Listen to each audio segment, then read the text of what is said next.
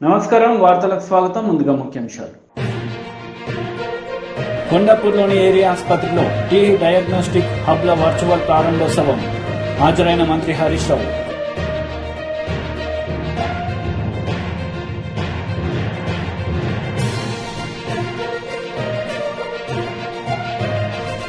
జనసేన అధినేత పవన్ కళ్యాణ్ కు కౌంటర్ ఇచ్చిన YCP Nandigam Suresh.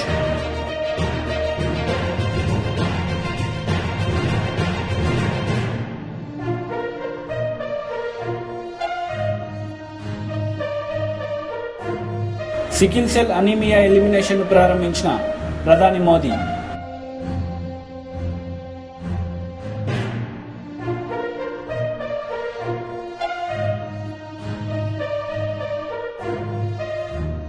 Sickle cell anaemia elimination mission ను ప్రధాని మోదీ ప్రారంభించారు. ఈ సందర్భంగా ఆయన ప్రసంగించారు. गारंटी देने वालों से भी सावधान रहना है और जिन लोगों की अपनी कोई गारंटी नहीं है वो आपके पास गारंटी वाली नई नई स्कीम लेकर आ रहे हैं। उनकी गारंटी में छिपे खोट को पहचान लीजिए। झूठी गारंटी के नाम पर उनके धोखे के खेल को भांप लीजिए। साथियों, जब वो मुफ्त बिजली की गारंटी देते हैं तो इसका मतलब है कि वो बिजली के दाम बढ़ाने वाले हैं। जब वो मुफ्त सफर की गारंटी देते हैं तो इसका मतलब है कि उस राज्य की यातायात व्यवस्था बर्बाद होने वाली है। जब वो पेंशन बढ़ाने की गारंटी देते हैं तो उसका मतलब है कि उस राज्य में कर्मचारियों को समय पर वेतन भी नहीं मिल पाएगा। जब वो सस्ते पेट्रोल की गारंटी देते हैं तो इसका मतलब है कि वो टैक्स बढ़ाकर आपकी जेब से पैसे निकालने की तैयारी कर रहे हैं। जब वो रोजगार बढ़ाने की गारंटी देते हैं तो इसका मतलब है कि वो वहां के उद्योग धंधों को चौपट करने वाली नीतियां लेकर के आएंगे। कांग्रेस जैसे दलों की गारंटी का मतलब नियत में खोट और गरीब पर चोट, यही है उनके खेल। वो 70 सालों में गरीब को भरपेट भोजन देने की गारंटी नहीं दे सके, लेकिन ये प्रधानमंत्री गरीब कल्याण योजना से 80 करोड़ से ज्यादा लोगों को मुफ्त राशन की गारंटी मिली है। मुफ्त राशन मिल रहा है। वो 70 सालों में गरीब को महंगे इलाज से छुटकारा दिलाने की गारंटी नहीं दे सके, लेकिन आयुष्मान योजना से 50 करोड़ लाभार्थियों को स्वास्थ्य बीमा की गारंटी मिली है। वो 70 सालों में महिलाओं को धुएं से छुटकारा दिलाने की गारंटी नहीं दे सके, लेकिन उज्ज्वला योजना से करीब 10 करोड़ महिलाओं को धुआं मुक्त जीवन की गारंटी मिली है। वो 70 सालों में गरीब को पैरों पर खड़ा करने की गारंटी नहीं दे सके, लेकिन मुद्रा योजना से 8.5 करोड़ लोगों को सम्मान से स्वरोजगार की गारंटी मिली है। उनकी गारंटी का मतलब है कहीं ना कहीं कुछ गड़बड़ है। आज जो एक साथ आने का दावा कर रहे हैं, सोशल मीडिया में उनके पुराने बयान वायरल हो रहे हैं। वो हमेशा से एक दूसरे को पानी पी पी करके कोसते रहे हैं। यानी विपक्षी एकजुटता की गारंटी नहीं है। ये परिवारवादी पार्टियां सिर्फ अपने परिवार के भले के लिए काम करती आई है। यानी उनके पास देश के सामान्य मानवीय के परिवार को आगे ले जाने की गारंटी नहीं है। जिन पर भ्रष्टाचार के आरोप हैं वो जमानत लेकर के बाहर घूम रहे हैं। जो घोटालों के आरोपों में सजा काट रहे हैं वो एक मंच पर दिख रहे हैं। यानी उनके पास भ्रष्टाचार मुक्त शासन की गारंटी नहीं है। वो एक सुर में देश के खिलाफ बयान दे रहे हैं। वो देश विरोधी तत्वों के साथ बैठकें कर रहे हैं। यानी उनके पास आतंकवाद मुक्त भारत की गारंटी नहीं है। वो गारंटी देकर निकल जाएंगे, लेकिन भुगतना आपको पड़ेगा। वो गारंटी देकर अपनी जेब भर लेंगे, लेकिन नुकसान आपके बच्चों का होगा। वो गारंटी देकर अपने परिवार को आगे ले जाएंगे, लेकिन इसकी कीमत देश को चुकानी पड़ेगी। इसलिए आपको कांग्रेस समेत ऐसे हर राजनीतिक दल की गारंटी से सतर्क रहना है।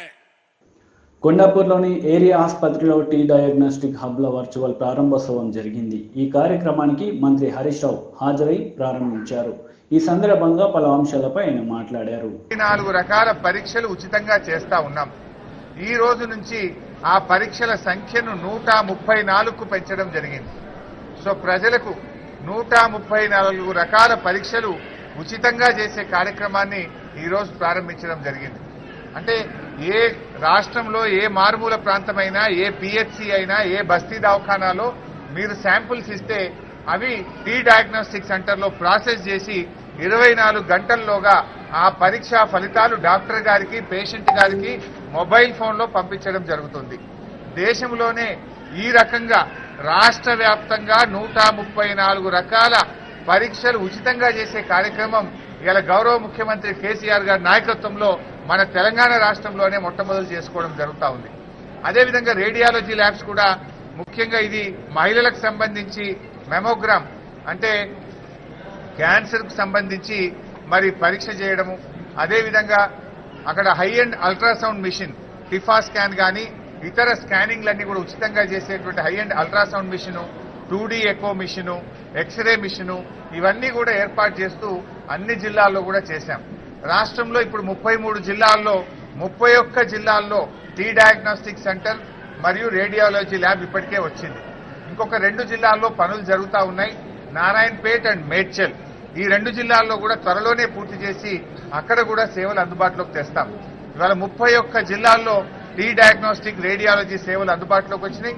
రాష్ట్రంలోని అన్ని జిల్లాల్లో అన్ని పిహెచ్సిల్లో 134 రకాల పరీక్షలు ఉచితంగా చేసే కార్యక్రమం కూడా ఈ రోజు ప్రారంభించడం జరిగింది. ఈ సందర్భంగా మరి ఈరోజు మరో ముఖ్యమైన విషయం ఏంటంటే ప్రపంచ వైద్యుల దినోత్సవం. మన తెలంగాణ డాక్టర్లు చాలా అద్భుతంగా కరోనాలో పనిచేశారు, ప్రజల ప్రాణాలు కాపాడారు, ఎంతో కష్టపడి ఇలా మరి కరోనాలో ప్రజల ప్రాణాలు కాపాడారు. అంతేకాకుండా మరి అదే డాక్టర్లు ఇలా తెలంగాణ మన దేశంలోనే వైద్య ఆరోగ్య రంగంలో అగ్రగామిగా నిలబడడానికి కృషి చేసినటువంటి డాక్టర్లందరికీ ప్రపంచ వైద్యుల దినోత్సవ సందర్భంగా వారికి నా హృదయపూర్వక శుభాకాంక్షలు.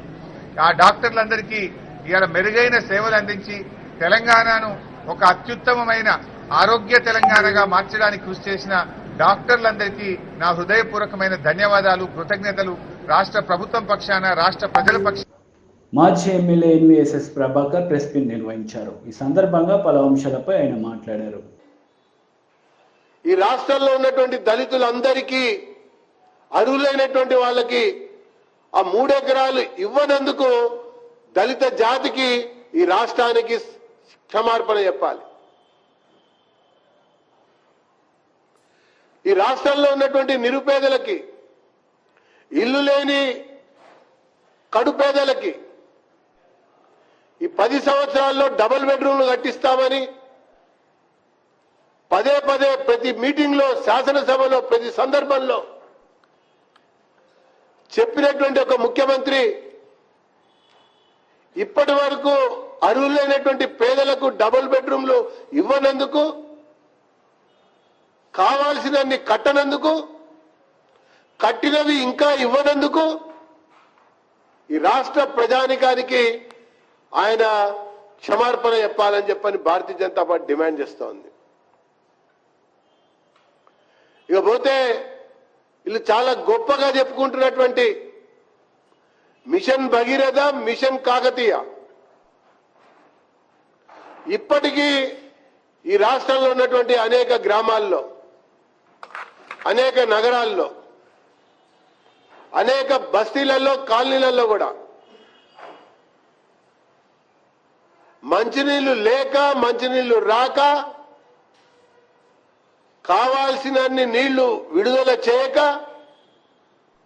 పైగా నీటికి పన్నేంటి అని మాట్లాడినటువంటి ఒక అధ్యక్షుడు కేసీఆర్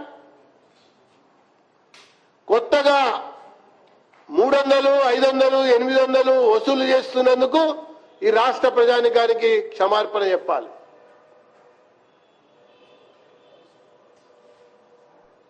ఎస్సీ సబ్ ప్లాన్ కంటే మెరుగైన ప్రయోజనమైందని చెప్పని మాట్లాడి ప్రగతి పద్దును తీసుకొచ్చి నీరు గార్చినందుకు, అది అమలు చేయలేకపోతున్నందుకు ముఖ్యమంత్రి క్షమార్పణ చెప్పాలి. పైగా 10 సంవత్సరాల దశాబ్ది ఉత్సవాల పేరిట రాష్ట్రంలో కొత్తగా వంచడం కొరకు, కొత్తగా మోసగించడం కొరకు చేస్తున్నటువంటి యత్నాలు ప్రయత్నాలని ప్రజలు అర్థం చేసుకున్నటువంటి ఒక నేపథ్యంలో ఈ ముఖ్యమంత్రి చేస్తున్నటువంటి ఒక 10 తప్పిదాలకి ఈ 10 సంవత్సరాల కాలంలో 10 సార్లు తెలంగాణకి క్షమార్పణ చెప్పే ఈయన సార్వత్రిక ఎన్నికల్లో మళ్ళీ ప్రచారానికి రావాలని చెప్పని భారతీయ జనతా పార్టీ డిమాండ్ చేస్తా ఉన్నది. నియామకాల విషయంలో కూడా నిరుద్యోగుల జీవితాలతో చెలగాటమాడారు, యువకులతో చెలగాటమాడారు. ఇప్పటికి కూడా నియామకాలకు సంబంధించినది క్వశ్చన్ మార్క్ గానే సాగుతా ఉన్నాయి. కానీ మరి రాజకీయ నియామకాలకే ఈ రాష్ట్రం ప్రాధాన్యత కలిగిస్తా ఉంది, అవకాశాలు కలిగిస్తా ఉంది.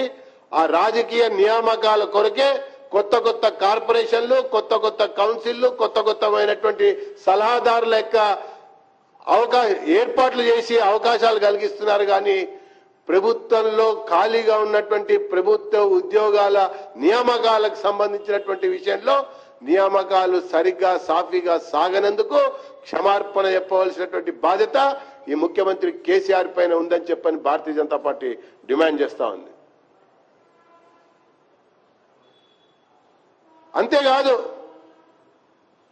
జంట నగరాలు ఆనాటి 10 జిల్లాల్లో ప్రధాన జిల్లా ఈ హైదరాబాద్ మహానగరంలో వస్తున్నటువంటి ఆదాయంతోనే రాష్ట్ర ఖజానా నిండుతా ఉన్నది. రాష్ట్ర ఖజానా నిండి ఆ రకంగా ఖర్చు పెట్టడానికి అవకాశం కలిగిస్తోంది. ఈ హైదరాబాద్ మహానగరంలోనే మిషన్ కాకతీయ అమలు జరగదు. చెరువుల పరిస్థితి, దుస్థితి ఎక్కడ వేసిన గొంగలి అక్కడగానే ఉంది. ఈ 10 సంవత్సరాల్లో ఈ హైదరాబాద్ మహానగరంలో ఉన్నటువంటి ఏ ఒక్క యాదవ సంఘానికి కానీ, కుర్మ సంఘానికి కానీ వీళ్ళు చాలా గొప్పగా చెప్తున్నటువంటి ఉచితంగా గొర్రెల పంపిణీ కానీ, ఉచితంగా బర్రెల పంపిణీ కానీ ఈ హైదరాబాద్ మహానగరంలో ఉన్నటువంటి యాదవ కుర్మ సంఘాలకి ఇచ్చినటువంటి దాఖలాలు లేవు. కాబట్టి వాళ్ళకి ఈయన క్షమార్పణ చెప్పాలని చెప్పని భారతీయ జనతా పార్టీ డిమాండ్ చేస్తుంది. చెరువులలో మత్స్య సంపద విషయంలో కూడా అసలు హైదరాబాద్లో ఈ పథకాలు ఎందుకు అమలు జరగటల్లా? ఇక్కడ ఉన్నటువంటి సోదరులకి, ఇక్కడ ఉన్నటువంటి వర్గాలకి, ఇక్కడ ఉన్నటువంటి ఆ పథకాన్ని లబ్ధి పొందేటువంటి అవకాశం లేకుండా ఈ కేసీఆర్ చేస్తున్నందుకు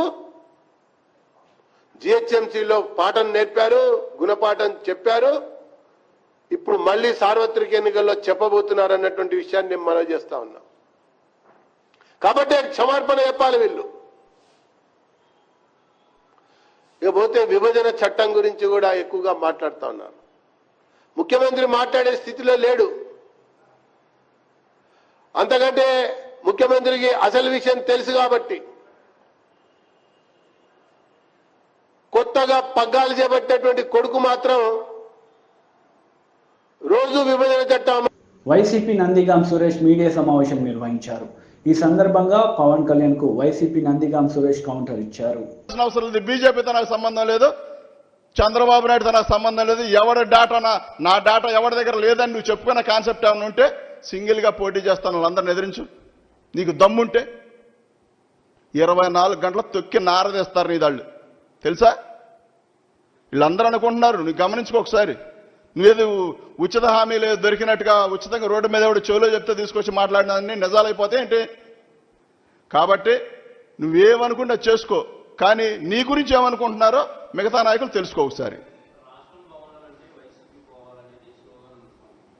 ఏమండి, 2014లో పవన్ కళ్యాణ్ చంద్రబాబు నాయుడు కలిసి పోటీ చేసినప్పుడు చంద్రబాబు నాయుడు అనుభూశాలని చెప్పిన పవన్ కళ్యాణ్ 2019లో ఎందుకు విడిపోయాడు? 2019లో అమరావతి, అది అమరావతి నిజంగా ఒక సామాజిక వర్గానికి సంబంధించిన వ్యక్తి అని ఎందుకు మాట్లాడాడు? 2019లో 2014 2019 డెవలప్మెంట్ చూసుకోండి ఒకసారి చూడండి. పవన్ కళ్యాణ్ చూడమనండి. అప్పుడు చంద్రబాబు నాయుడు మంచి అట్లా అయ్యాడు, ఇప్పుడు మళ్ళీ చంద్రబాబు నాయుడు అట్లా మంచి అయ్యాడు. ఏ రకంగా మంచి అయ్యాడు? పవన్ కళ్యాణ్ గారికి అర్థం కావట్లేదా? జగన్మోహన్ రెడ్డి గారు ఇచ్చిన 4 సంవత్సరాల పాలన, చంద్రబాబు నాయుడు 5 సంవత్సరాల పాలన ఒకసారి బేరీజ్ చేసుకొని చూడండి. ఒక్క దాంట్లో అవినీతి ఆరోపణలు చేయగలుగుతారు మీరు? ఇదిగో ఇందులో ఇది జరిగిందని చెప్పగలుగుతారా? ఈయనంట వైసీపీ పోవాలంట. నువ్వు అసలు ముందు ఎమ్మెల్యేగా గెలువు, ఏది పోవటం తర్వాత సంగతి. కానీ ముందు నామినేషన్ వేసి నామినేషన్ ఫామ్ అన్నీ కూడా కరెక్ట్గా చేసుకో. ఎక్కడేమో సంతకాలు పెట్టాలో చూసి పెట్టి నువ్వు ఎమ్మెల్యేగా పోటీ చేసి ఒకసారి గెలిచి అసెంబ్లీ గేట్ కాడకు వచ్చి ఒకసారి నేను ఎమ్మెల్యేనని చెప్పు. ఒకసారి అసెంబ్లీ గేట్ కాడ నిలబడి, నీకు అలవాటే కదా ఎక్కడ పడితే అక్కడ ఫోటోలు పోజులు ఇవ్వటం. అసెంబ్లీ గేట్ కాడ ఇదిగో నేను ఎమ్మెల్యేగా వచ్చాను, ఎమ్మెల్యేగా గెలిచానని చెప్పి లోపలికి వెళ్ళే ముందు జనాలకు ఒకసారి చెయ్యపు. అప్పుడు తెలిసింది నీ సత్తా ఏంటో. ఇవన్నీ తర్వాత ఏడుద్దు. కానీ జగన్మోహన్ రెడ్డి గారి ప్రభుత్వయాంలో జగన్మోహన్ రెడ్డి గారు ఉన్న 4 సంవత్సరాల పాలనలో ప్రజలందరూ కూడా సస్యశ్యామలంగా ఉన్నారు, చాలా సంతోషంగా ఉన్నారు. అనగారిన మధ్యతరగతి అన్ని రకాల వాళ్ళు అందరూ బాగున్నారు. చంద్రబాబు నమ్ముకున్న కొంతమంది దాయాదులకు బాధ ఉండొచ్చు, వాళ్ళకు ఉంది కాబట్టి ఏడుపులన్నీ కూడా వాళ్ళందరూ కొమ్ముగాస్తా ఉన్నాడు. పెత్తందారులు కానీ పేదోడు జరిగే యుద్ధంలో పెత్తందారుల పవన్ కళ్యాణ్, చంద్రబాబు నాయుడు పనిచేస్తా ఉంటే, రామోజీరావు, ఈనాడు, ఏబిఎన్ వీళ్ళందరూ కలిసి పనిచేస్తా ఉంటే, పేదోళ్ళందరి పక్కన జగన్మోహన్ రెడ్డి గారు, ఈ రాష్ట్ర ప్రజలందరి పక్కన జగన్మోహన్ రెడ్డి గారు పనిచేస్తా ఉన్నారు. రేపు యుద్ధంలో తేలుద్ది కదా ఎవళ్ళేంటనేది. వెయిట్. టీడీపీ జాతీయ అధికార ప్రతినిధి జీవిరెడ్డి మీడియా సమావేశం నిర్వహించారు. ఈ సందర్భంగా పలు అంశాలపై ఆయన మాట్లాడారు. ఒక 3-4 ఉంటే వాటిని ప్రారంభోత్సవం చేసి సిగ్గు లేకుండా వాటిని మీ అకౌంట్లో వేసుకొని దాన్ని పూర్తి అని చెప్పుకుంటారా? అదేవిధంగా ఒక్కటి ఈరోజు అమరావతిలో ఏదైతే బిల్డింగ్స్ కడితే వాటన్నిటినీ ఏం చెప్పారు మీరు ఆ రోజు? గ్రాఫిక్స్ అవి కారిపోతున్నవి, సరైనటువంటి కట్టడాలు కాదు, క్వాలిటీ లేదన్నారు.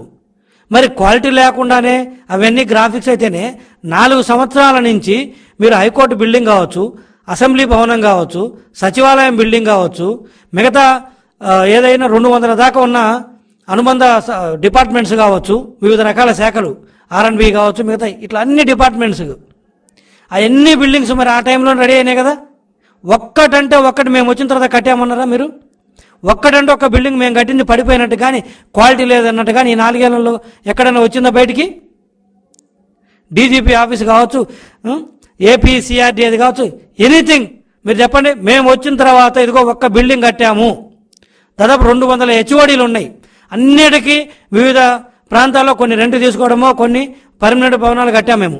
ఇదిగో మేము వచ్చిన తర్వాత ఒక్క బిల్డింగ్ హెచ్ఓడీకి కట్టాము, లేదా డీజీపీ ఆఫీస్ కొత్తది కట్టాము, కొత్త సచివాలయం కట్టాము, కొత్త సెక్రటేరియట్ కట్టాము. ఎందుకంటున్నామంటే అవన్నీ మీరు తాత్కాలికం అని చెప్పారు ఆ రోజు. మరి అవన్నీ తాత్కాలికము, గ్రాఫిక్స్ అయితే మీరు కట్టాలి కదా. మరి అవన్నీ తాత్కాలికము, గ్రాఫిక్స్ అయితే మీరు ఎలా ఉంటున్నారు రిటైల్లో 4 ఏళ్ల నుంచి? మన మొహాలకి ఇంతవరకు ఒక బిల్డింగ్ కట్టింది లేదు. మళ్ళా ఏదో 1-2 మా టైంలో మిగిలిపోయినాయి, మీరు ప్రారంభోత్సవాలు చేసుకుని అది అభివృద్ధి అని చెప్పుకుంటున్నంటే ఇక మీరు ఏ స్థాయికి దిగజారిపోయారో అర్థం చేసుకోవచ్చు. అంటే అభివృద్ధి అనేది కంప్లీట్గా శూన్యం. ఇక సంక్షేమానికి వస్తే ఏదో పెద్ద గొప్పగా 98.5 అంటున్నారు కదా. ఎక్కడ చేశారు 98.5 మీరు? ఈరోజు ఆరోగ్యశ్రీ, ముఖ్యంగా ఫ్లాగ్ స్కీమ్ ఏదైతుందో రాష్ట్రంలో ఆరోగ్యశ్రీ పెద్ద గొప్పగా చెప్పారు. టీడీపీ హయాంలో ఏ రోజు హాస్పిటల్స్కి ఒక్కరోజు కూడా డిలే తోటి బిల్స్ ఆయన పాపన పోలేదు. ఎప్పుడు టయానికి బిల్స్ ఇచ్చేవాళ్ళము. అన్ని రోగాలకి హాస్పిటల్కి వెళ్ళి ఆ రోజు పేదలు ఎవరైనా ఉంటే వాళ్ళకి జబ్బు వస్తే పోయి హాస్పిటల్లో చూపించుకునేవాళ్ళు. మేము ప్రభుత్వం తరపు నుంచి పేమెంట్లు చేసేసేవాళ్ళం ప్రాపర్గా ఇన్ టైంలో. ఈరోజు హాస్పిటల్స్ లెటర్స్ రాస్తున్నాయి, మాకు 9 నెలల నుంచి, సంవత్సరం నుంచి, 6 నెలల నుంచి మాకు డబ్బులు ఇవ్వట్లేదు. అందుకే మేము వస్తే కొంతమందిని కాదు, మేము వస్తే మేము ట్రీట్మెంట్ చేయట్లేదు అని హాస్పిటల్సే ఈరోజు ప్రభుత్వానికి లెటర్స్ రాసినవి. ఇవన్నీ ఆన్ రికార్డు ఉన్నాయి కదా. సో దాని అర్థం ఏంటి? మీరు ఆరోగ్యశ్రీని మొత్తం కంప్లీట్గా ఎత్తేసారు. ఈరోజు హాస్పిటల్స్ రాసే పరిస్థితికి ఎందుకు వచ్చినాయి? 1 నెల, 2 నెలలు, 3 నెలలు అంటే వెయిట్ చేస్తారు. అంటే సంవత్సరం నుంచి ఉండబట్టే కదా వాళ్ళు రాసింది. వాళ్ళు ఊరక రాస్తారా? వాళ్ళ డ్యూస్ లేనిది. అంటే మీరు ఇంకా సంవత్సరం డ్యూస్ పెడితే ఇంకెప్పుడు ఇస్తారు? అంటే దాన్ని ఎత్తేసే ఉద్దేశమే కదా మీరు. ఆరోగ్యశ్రీని కొనసాగించే ఉద్దేశం లేదంటానికి ఇది నిదర్శనము. సంవత్సరం నుంచి ఎవరైనా ఆపుతారా? ఇది ఎమర్జెన్సీ సర్వీసెస్. ప్రజల ఆరోగ్యము వైద్యం అనేది ఎమర్జెన్సీ సర్వీసు. ఇలాంటి దాన్ని మీరు ఆపేశారంటే ఇంకేమనాలి? సో దాన్ని కంప్లీట్గా మీరు పక్కన పెట్టే ఉద్దేశం కనపడుతుంది. అదేవిధంగా ఫీజు రీయింబర్స్మెంట్. ఇంతకుముందు టీడీపీ హయాంలో గ్రాడ్యుయేట్స్కి కానీ పోస్ట్ గ్రాడ్యుయేట్స్కి కానీ అంటే పీజీగా చదువుకునే వాళ్ళకు కూడా ఫీజు రీయింబర్స్మెంట్ పూర్తి వస్తుంటే ఈరోజు మీరు ఏం చేశారు? అసలు పీజీ వాళ్ళకి ఫీజు రీయింబర్స్మెంట్ తీసేశారు. విదేశీ విద్య 4 సంవత్సరాలు ఆపి మేము ఉన్నప్పుడు 5 పూర్తిగా ఇస్తే ఎంతమంది విద్యార్థులు ఎన్ని యూనివర్సిటీలో చదువుకున్నా కూడా మేము విదేశీ విద్య పూర్తిగా ఇస్తే మీరు 4 సంవత్సరాల పాటు ఆపేసి దాన్ని ఇప్పుడేదో తూతు మంత్రంగా మొదలుపెట్టి మేము విదేశీ విద్య ఇస్తున్నామంటున్నారు. ఎవరికి ఇస్తున్నారు? ఎక్కడ ఇస్తున్నారు? ఇప్పుడు మళ్ళీ దాంట్లో గొప్పగా మేము మంచి యూనివర్సిటీలో చేరిన వాళ్ళకి ఇస్తున్నాము పిల్లల్ని. వార్తలు ముగించే ముందు ముఖ్యాంశాలు మరోసారి. కొండాపూర్లోని ఏరియా ఆసుపత్రిలో టీ డయాగ్నోస్టిక్ హబ్ల వర్చువల్ ప్రారంభోత్సవం. హాజరైన మంత్రి Harish Rao.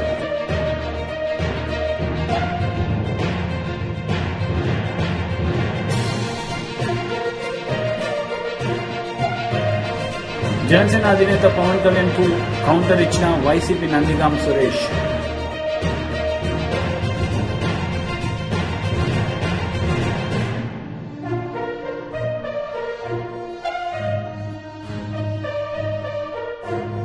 Sickle cell anaemia elimination ప్రారంభించిన ప్రధాని మోదీ.